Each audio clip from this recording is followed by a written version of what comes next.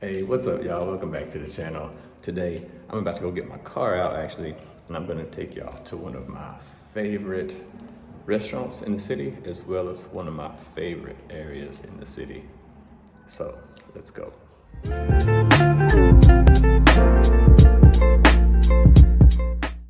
It's a really, really nice day out here. Anyway, I'm going to get my car. It's just right next door here. I parked my car at work. So my work's closed today, actually. It's Monday here in China, but it is a holiday. So it might be a little bit busy outside in terms of traffic and stuff. We'll see, but let's go get my car because we got to drive quite a ways and I don't want to drive my e-bike that far. So anyway, this is my work here and we have a underground parking garage. So I'm gonna go down there. That's where I keep my car. Don't need to pay money, just keep it here for free. So that's good. And also, actually, when I go on holiday, so I usually have a long holiday for a few months. I actually have 10 weeks, and I'm going to be traveling outside of China, and I just leave my car here, and I'll ask the security guard to start it and let it run for 30 minutes or so every week, so the battery doesn't die, and he don't mind to help me out, and I'll bring him a little gift when I come back.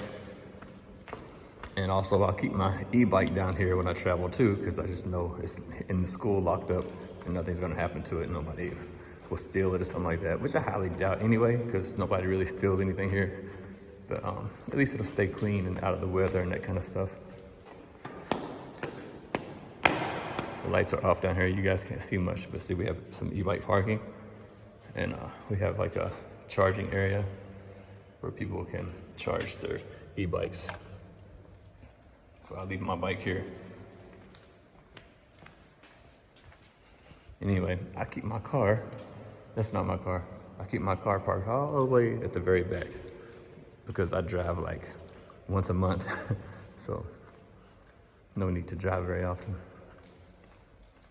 Since the holiday, they keep all the lights off, so even the sensors don't work for the lights to pop on. So you can't even see my car because it's all black. You see the little black outline there ahead of me. So it's all black. There's nothing on it but black. So that's how I like it.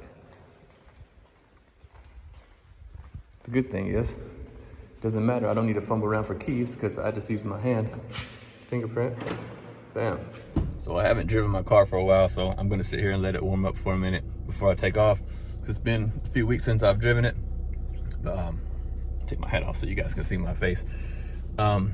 Sorry about the quality. I'm filming on my phone right now, but when I get where I'm going, I'm gonna use my camera. I actually got my good camera with me today, so I will try to get that out and film some stuff with that for you guys. So let's get moving. So I forgot to tell y'all, the place I'm going is the new part of town. So I actually live in the downtown center, and so actually the downtown center has a really long history. It was the capital of China back in like 2000 BCE or something. It was the capital for so many dynasties, thousands and thousands of years ago. But the place we're going now is the new side of town. So that's where I'm taking you. So we've arrived to the area. You can see over here, there's like a nice little lake and stuff like that. I'll go over here and show you guys more about that later. But first, I'm gonna get a bite to eat at this place I really like. So it's just right up the road here in just a couple of seconds. And then we'll be able to get some good food. All right, so we've arrived. So it's just right in front of me here. As you can see behind, that's my car right there behind me, in case you guys haven't seen it. But anyway, we've arrived at Bistro 19, one of my favorite places in town. It's supposed to be like a French cafe, but it's more like a Western Asian fusion. It's not just French food. They have Italian food and other stuff too. It's this place right here. Shouldn't be busy because it's early. I try to beat the crowd so I can film a little bit without feeling shy or embarrassing. Because I really don't like filming in front of people. But you can see, it's pretty nice. There's only one couple across from me there, but other than that, pretty quiet.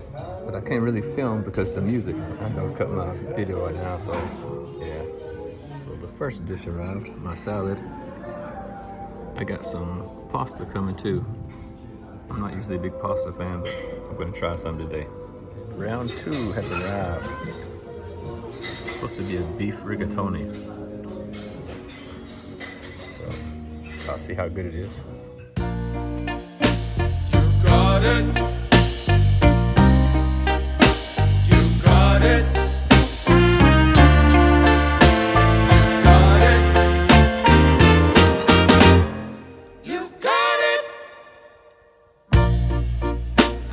sometimes life can be tough, and you feel like you just had enough.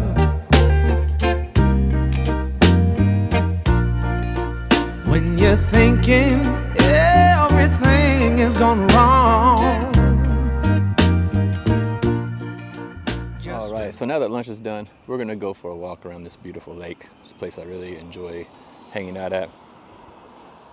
And we're gonna chat about the different ways that I've implemented to make money as side hustles while living here over the past 15 years.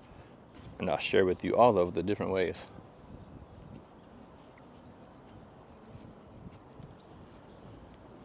But first, let's just enjoy the scenery.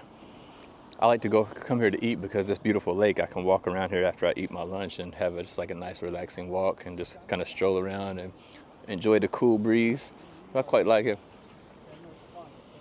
There's lots of people hanging out.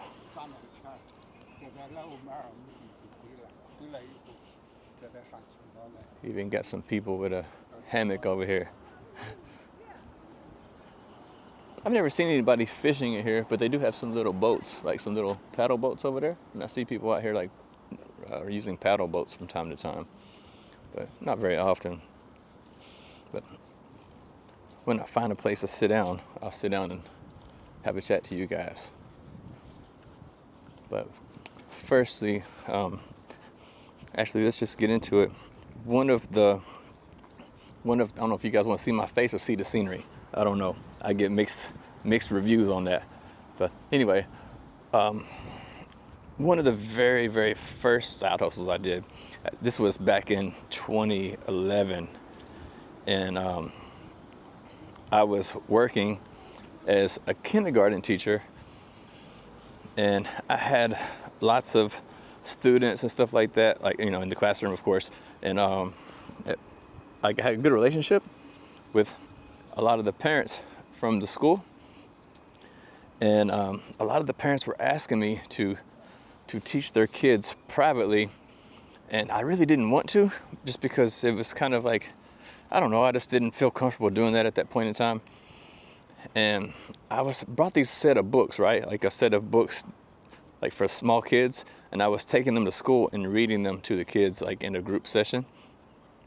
And the kids really, really liked that for some reason. And they were going home and telling their parents about the books that I had read to them. And they really, really loved them. And what happened was a lot of the parents were asking me about the books, but some of the parents couldn't speak English, so they couldn't buy the books themselves and read it to the kids. They could buy the book, but they couldn't read it to their kids. And the kids were like, also a little bit too young to be able to read because they're kindergarten kids. So what I actually did was I recorded the books. Like I took pictures of every pages of the books and put them into like a file, like an iMovie file, and made it like a movie. And then I did a voiceover and actually read the books. So I created like audio books, and I put them in packages of 5, and I sold it to the parents. So like I would sell like one package of 5 books for like 500 RMB, and the parents would pay it. And so like every month I would put out a brand new package, but every parent was paying me. And I had about, at one point in time, I think I had about 1,000 parents WeChat contacts, and all these parents were sending me like 500 a month, every month, like a subscription. And I was just sending them the package of books. It wasn't even physical books, it was video files that I just recorded. And so when, the next year, when new parents came in, I showed them the offer and then started sending it to them. And then it just kept going and going and going and kept growing. And I was actually making some pretty good money. I was making like an extra 10 or 15,000 RMB per month by selling all those audiobook packages to the parents. And I didn't have to go to no physical classroom, didn't have to teach no one-on-one lessons, none of that stuff. I did it all, just created it all on a couple weekends and then packaged them up, and then bam, easy as pie, and made a ton of extra money doing that without having to go anywhere and without having to sacrifice my time. So that was the first side hustle that I actually tried here in China, and it worked really, really well, and I made a killing off of that. Then let's see, later to get even more money, because a lot of parents kept pushing me for these classes, and I really don't want to do one-on-one classes, because like when you do a one-on-one class back then, we were charging like, I don't know what the rate is now, to be honest with you, but back then we were charging like 350 per hour, 350 RMB per hour for a one-on-one face-to-face class. And it just felt like a waste, so much time wasting. Like, so I got to spend an hour with the kid, and sometimes you got to go to their house. So then when you go to their house, then also the parents ask you to eat dinner with them and all this and that. And next thing you know, the hour turns into 3 hours and you only got paid 350. And it's really, really not cool. It's really frustrating. So what I decided to do was open up a classroom in my own apartment. So, I got a big 2 or 3 bedroom apartment, depending on which time frame it was. But I'd always have 2 or 3 bedrooms. And I turned one of the empty bedrooms into a classroom. And what I decided to do was put together a whole class. So I would have 10 kids in one class, and each kid had to pay 150 RMB. And the 10 kids would come to my house and have one class all at once. And one time, like per month, a different parent would attend the class with me. It's kind of like an assistant. So the kids would actually come to my house, 10 kids, take them in the classroom 1 hour, me and one of the parents, and I would have an English class with those 10 kids, but 150 per hour per student. So I was making, quite a bit of money, more than 1,200 RMB per hour. And I was doing that every single day per week. So, you just do the math on that. That's already like 25, 30,000 a month. And on the weekends, I was actually having more classes. I would have 2 classes on the weekend, like 2 on Saturday, 2 on Sunday. But during the week, I only had 1 every day. So, man, that money, I was making good money off of that. I was making more money from that than I was from the salary at my job. And that was a really good side hustle. And but the thing is, you're trading your time for money. And I'm not a fan of trading a lot of time for money. And so after that, I started doing some other stuff too. So, I'm big into fitness and stuff. And so I got, let's go for a walk. I'm gonna sit here and talk to you guys all the time. I got certified as a personal fitness trainer. I'm an IFBB certified personal fitness trainer. I trained professional bodybuilders and stuff like that for quite a while. And I even did some bodybuilding myself when I was younger, of course. I still go to the gym now, but I don't do bodybuilding. But anyway, because I was into that, I actually got a job at a local gym in Shenzhen, training people face-to-face, one-on-one. And that wasn't a lot of extra money. I was paying the gym 50 renminbi for rent.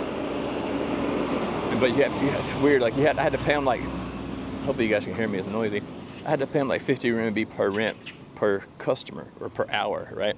So, when I was there training my clients, I would charge them between 350 to 500 per hour, and then 50 of that I had to hand over to the gym for the rent. Because even if I was a member there, like, they don't allow you to come there and train people for like money.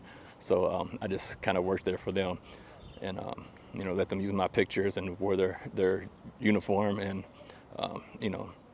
people were able to hire me through the gym.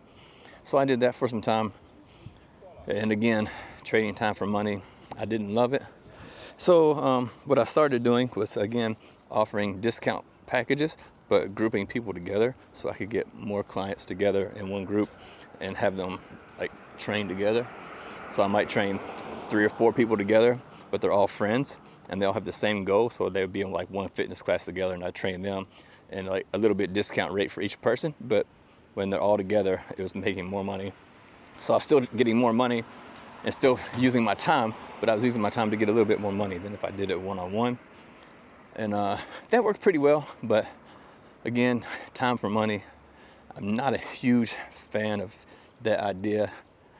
And so what I started doing, because I had a huge social media following at the time, actually, and I deleted my accounts, but I had about 40 or 50,000 followers on Chinese, on Weibo. It's like a Chinese Twitter. but I did delete my account now, so I don't have an account anymore.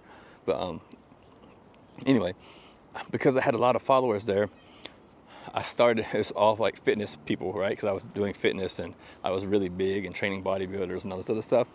So I started selling fitness supplements, more specifically imported fitness supplements. So selling protein powder and creatine and all this kind of stuff. And it was all imported stuff from America, from the UK and places like that. And which I still do that to this day. And it's an online business, so it doesn't take much time. And I have a partner, a business partner, who is a Chinese guy, and he helps with the whole import process because it's just easier for him to handle all that stuff than it is for me. So yeah, I'm doing business with the Chinese guy. We've been doing business for many, many years together, and make some money. That business for me, that side hustle has been wonderful. There's been months where I made a lot of money, and then there's months where I didn't make so much. So, but that's just the way business goes. You know, you can't always make a lot of money all the time. But when it comes to that business, what I did, because I was in a lot of different WeChat groups, you know, related to fitness, and I started my own fitness groups, stuff like that. So I was in like several different groups, and what I decided to do was kind of pay close attention to the groups and be very active in the groups.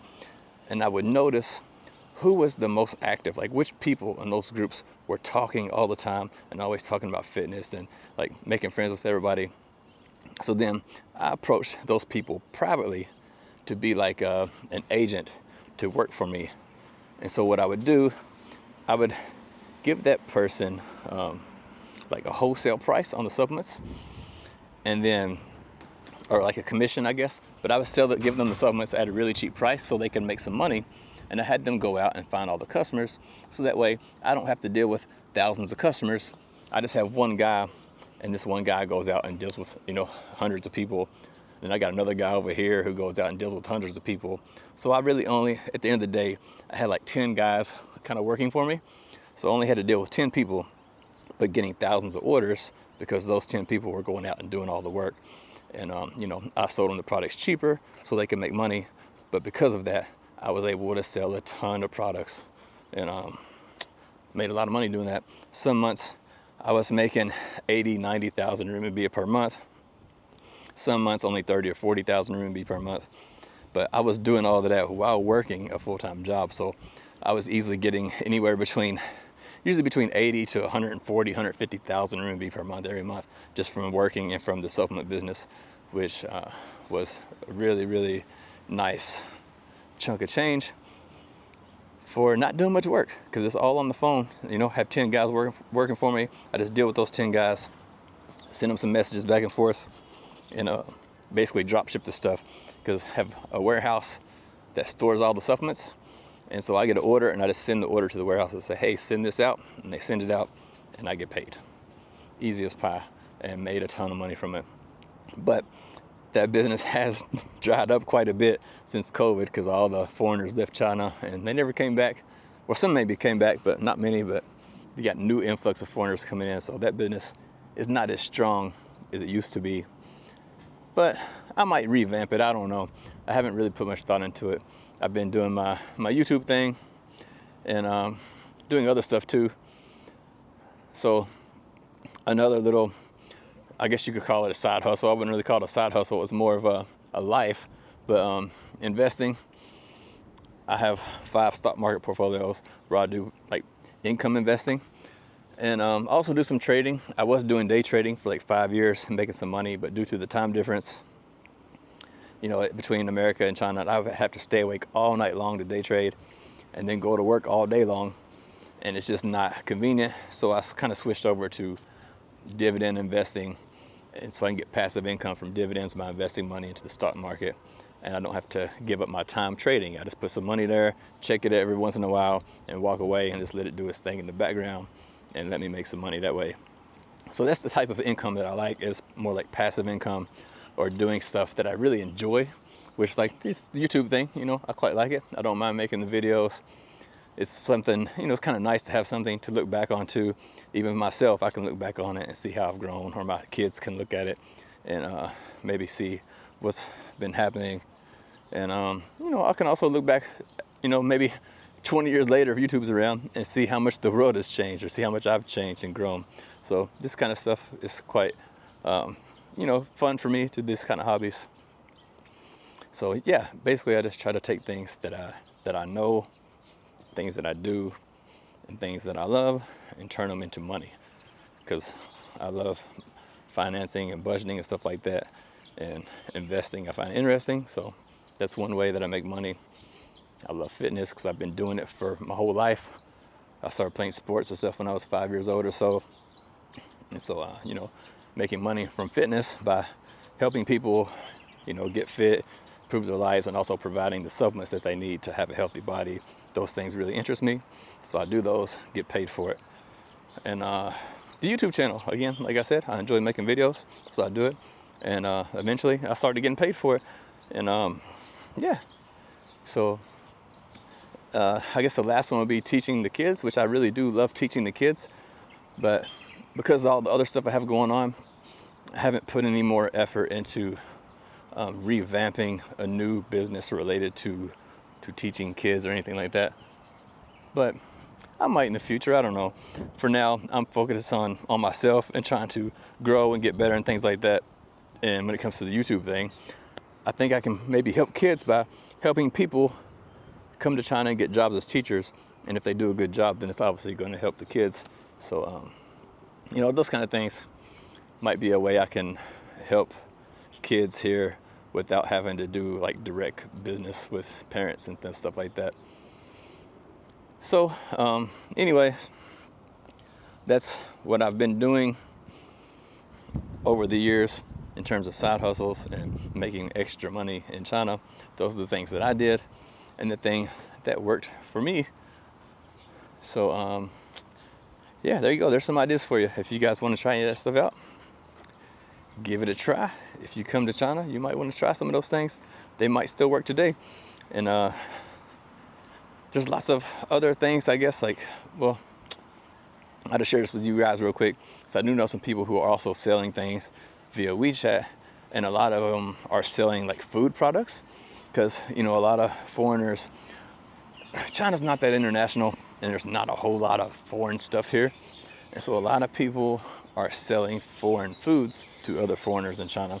I know a Filipino lady who owns a bakery, and she sells like real good cakes and pies and things like that. I know some South African guys who are selling meat, who are selling stuff like beef jerky and stuff like that from South Africa. I know some people who are selling services. Like I know an American guy from Texas. He used to be involved in law enforcement, and he helps people do their background checks and criminal checks and all that stuff so they can apply for their work visa in China. He does all those kind of things for those people, like FBI checks and all that stuff. He helps people do all that and get their documents in order so they can work here. I know people who provide meal prep services. Like they do all this via WeChat. They do all these things, and then their business is all on WeChat. And you can just subscribe to a meal prep service, and every day your lunch or dinner shows up to your house via delivery, and you just eat it. Like, this is kind of crazy, right? So there's so many different types of services and business that you can run on WeChat, depending on what type of things you're interested in. No matter what it is, there's probably a space for you to make money on that via the internet and via WeChat here in China. Think about it. There's like, 1.4 billion people here? That's a huge market to sell things to. So there you go. So anyway, I guess I'm gonna stop the video here. Thank you guys for spending some time with me. Thank you guys for having lunch with me. I'm gonna head back to my car and drive back home. And this is only 12 o'clock in the afternoon, so I got the whole day ahead of me. I'm not sure what else I'm gonna do, but I'm gonna do something. And I'll see you guys soon. Take care. Love y'all. Let you know that I'm always around, 'cause I know we can make it. Yes, we can make it if we try. Keep on.